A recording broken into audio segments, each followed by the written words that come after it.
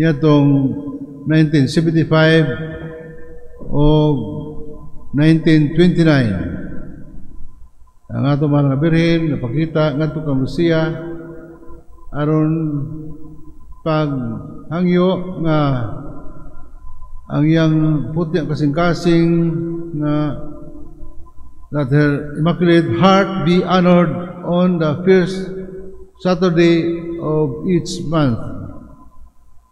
Muna hangyo sa mga birhen sila napakita siya sa tanon niya si Lucia.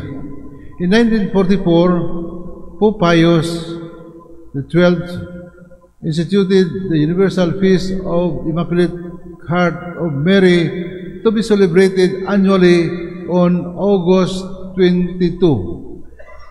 In 1969, Pope Paul VI moved the celebration to the Saturday after the solemnity of the Sacred Heart.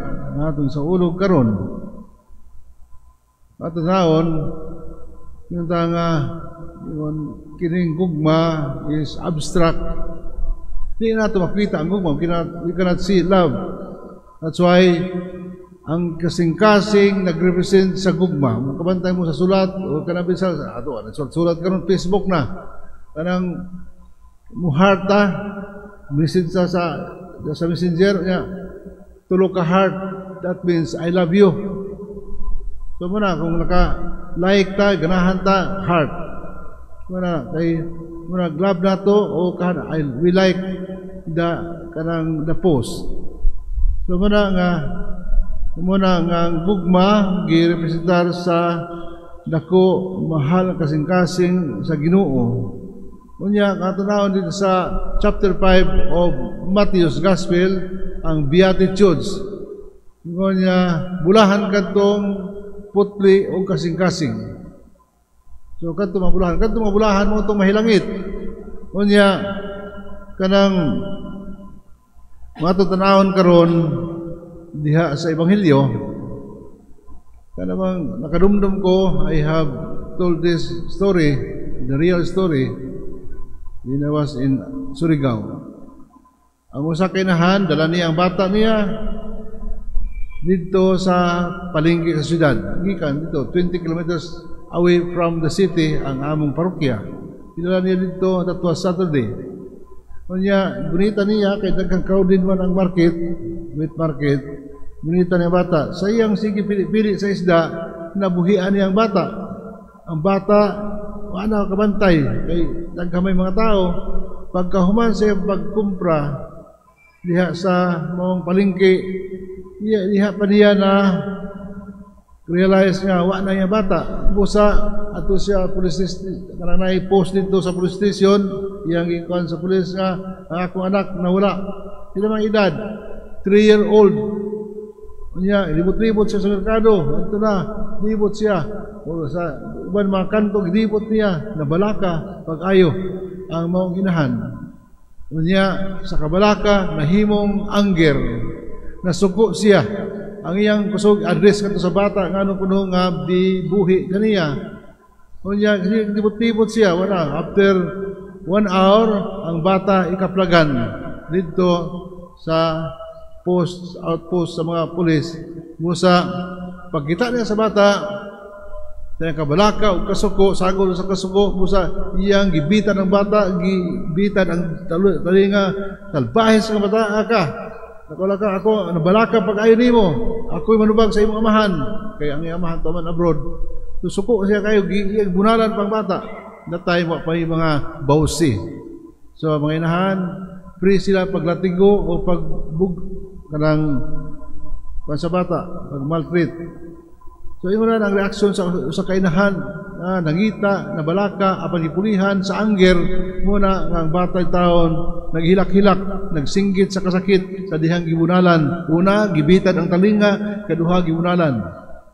Unya, sa atong Ebanghelyo na dungog, nga kanang normal ra, natural kanila, matagtuig, mamista sila, sa kanang fiesta, any of the fiestas sa kining sa Jerusalem nga tanan obliged nga mo-appeal dito sa pagsaulog o paghalad sa sinulong sumala sa balaod ni Moises.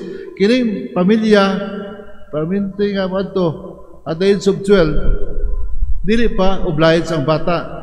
Kay ang bata obligado siya moadtos tamista mo kadtong maudad og 13 years old nga bata.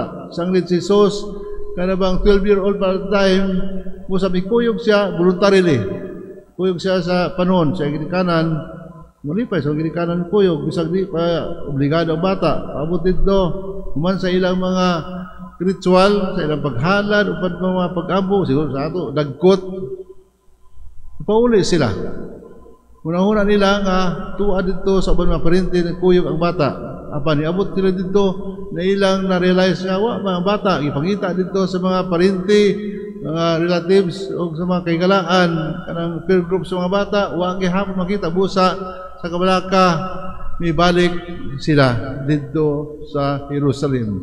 Aron pagpangita sa bata o dito nila ikaplagan ang bata dito sa templo nga nakilantugi o tubag sa mga pangutana sa mga tigulang, sa mga elders sa templo o sila nahingangha sa mga manggialamong tubag sa bata.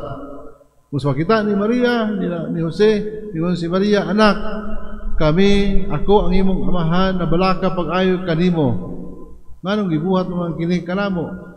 Mga ng bata, don't you know that I have to be in my Father's house? Wala ba kung makarealize nga kinahanglan ani agid ako sa balay sa akong amahan?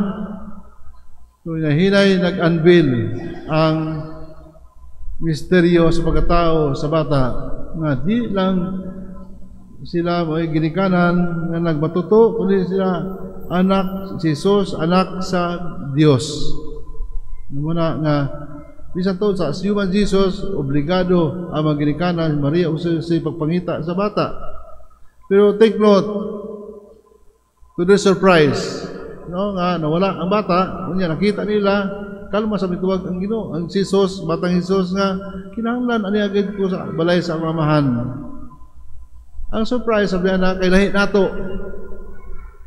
Unlike us, ang atong kasing-kasing puno sa kasuko, ang atong kasing-kasing madudahon, ang atong mga kasing-kasing judgmental. Ngayon di man ang una-una judgmental. Tungkol kayo sa mga Hudiyo, ang sentro mo ang kasing-kasing. Ang kasing-kasing mahukmanon.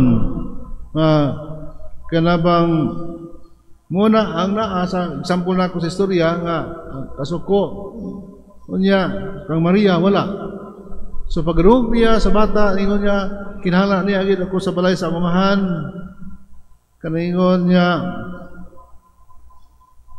she kept it in her heart. Iyang gitipigan, usabot nga iyang gitipigan, iyang gipamanandungan kining mga butanga nga nakita. Sukad pa sa sinugdan. Gipamanandungan kiniya. Muna anay kanato nga papagay may tabo ana-ana.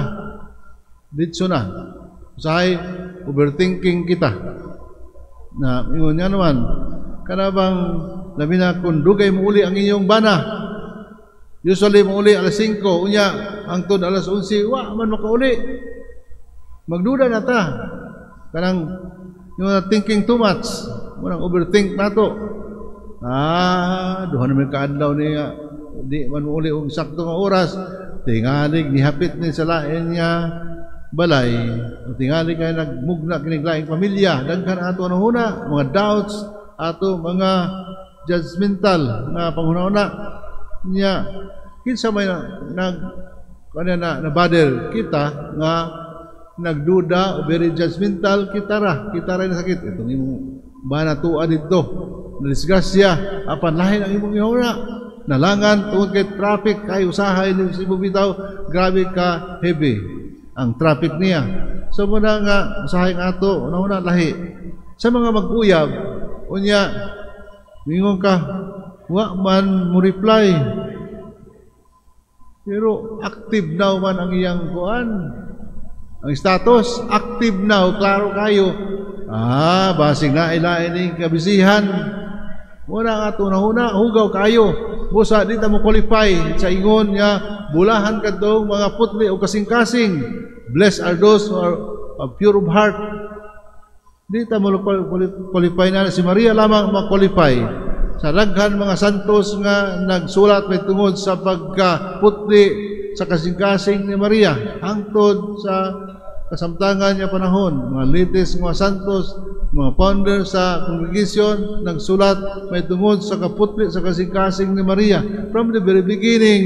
Ang iyang ipamalandungan, wa siya react violently, wa siya mosuko, wa siya magduda apan iyang gidawat abdi ang kasing-kasing sa mga mensahe sa Ginoo alang kaniya nga siya mahimong kabahin sa kasaysayan sa kaluwasan. Muna si Maria unan karon atong hunaon nga mayon ko nga kadto lamang maputli kasing-kasing mo to mga balaan, kadto mga balaan mo to makasulod sa gingarian. Ug niya kita gihawag nga ning kamot o ning kamot kita makasulod sa gingarian. Ato ibalit ato kasing-kasing kusay kasing-kasing nato hugaw. That's why in every penitent nga kasugat niyon ko nga sobra man imo anger, dudahon ka na nagdumot ka, siguro imo na pangayoon sa Ginoo nga tabangan ka, mahinuan nimo kasing-kasing kung kay kasing-kasing hugaw, a bigger portion of your heart, the storage sa kasing-kasing mo, anger o impurities. Dali ra ka kung puno sa anger ang kasing-kasing, dali ra ka masuko bisag gamay nga butang, sensitive ka, masuko na ka. Unya kung ang imo kasing-kasing puno sa kahugaw, kalaway, una dali ra ka matintal bisag pagtan-aw sa imong sikataw, diha sa video, sa diha musulod sa imong kasing-kasing ang kahugaw, na dali ra ka ma-trigger sa pagpakasala tungod ining kahugaw. So muna nga atong sagit karon sama ni Maria nga magpatabang ta kita sa Ginoo nga to purify, cleanse our heart. Kaya nga naman, kung puno ato kasing-kasing sa kanabang kasuko, kagubot ba, gubot ang atong kinabuhi. Mumitaw na nga, ano man nga perminta ka bantay sa uban, ang ato ra pagbantay dili positive evaluation kun dili kanang mga negative panglantaw, bantay ka sa uban, ano man nagikan man sa kasing-kasing ang kahugaw sa kasing-kasing, muna ang imong evaluation sa tao hugaw usab. Pero muna gingon ako, learn to appreciate yourself. Ang imong galingon yourself and yourselves kamo, ang imong kasing-kasing nga kanang evaluate niyo nga tanawa, i-appreciate niyo ang galingon, pasalamat sa Ginoo sa mga grasya nga dawat. Kay sige tag dawat apan way pasalamat, sige tag kalawat apan sige tag pangawat. Mo may tanang nga hinluan nato kasing-kasing kay kita manudahon, gamay nga sayo panata, kuberting nata. Unlike sa putli kasing-kasing ni Maria, mo nato dugon nga before kanang masuko pamalandugi, asa manigikan nga kasuko, di na trigger ni sa imong anger sa imong ginikanan. Dinatunta nga kini mo nga pagsaulo nato sa mahal putli kasing-kasing ni Maria nga makaapekta kanato nga mahimo sab nga kasing-kasing nga ngayan nga mosulod si Kristo sa atong kinabuhi. Amen.